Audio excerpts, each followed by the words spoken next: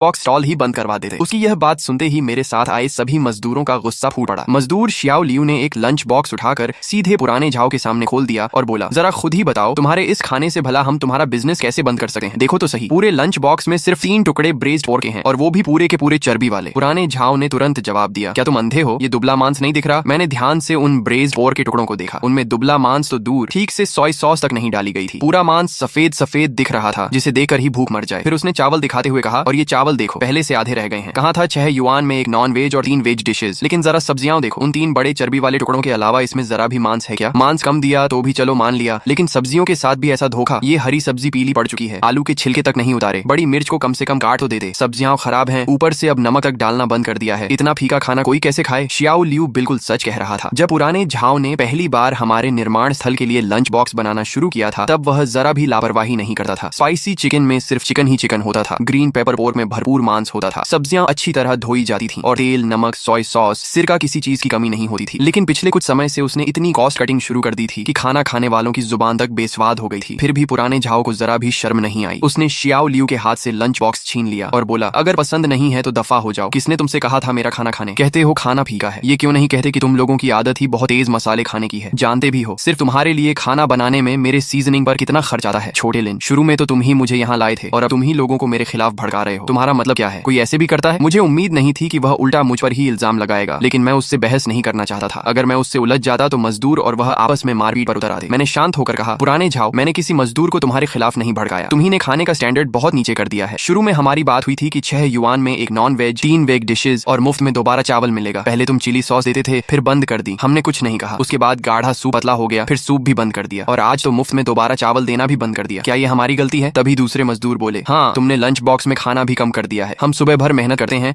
और तुम इतना सा खाना देते हो, इससे हमारा पेट कैसे भरेगा? पुराने झाओ गुस्से से चिल्लाया, तुम लोग सब गरीब और भूखे भूत हो क्या? जितना भी खाना दूं तुम्हारा पेट नहीं भरता। उसकी पत्नी ने देखा कि वह बहुत बुरी बातें कर रहा है, तो जल्दी से उसे रोकने आई, लेकिन उसने उसे झटक दिया और कमर पर हाथ रखकर बोला, मैं क्यों ना बोलूं? तुम जैसे मजदूर बस फायदा उठाना जानते हो। पता चल गया कि 6 युआन में पेट भर खाना मिलता है तो जानवरों की तरह टूट पड़ते हो। तभी एक मजदूर चिल्लाया, बकवास मत कर, कौन तुम्हारी इस एक वक्त की रोटी का मोहताज है? अगर हमारे इंजीनियर लिन ने तुम्हारे पूरे परिवार की हालत देखकर मदद न की होती तो कौन तुम्हारा ये बेकार खाना खाने आता? अब जब बिजनेस चल पड़ा है तो एहसान ही भूल गए। तुम दोनों पति पत्नी सच में एहसान फरामोश हो। मुझे वह दिन याद आ गया जब मैं अपनी बेटी के स्कूल के पास पुराने झाओ से मिला था। उसके कपड़े फटे हुए थे और चेहरा चिंता से भरा था। बातों बातों में पता चला कि उसके माता पिता बिस्तर पर पड़े हैं। बड़ा बेटा हाई स्कूल में पढ़ता है और छोटी बेटी मिडिल स्कूल।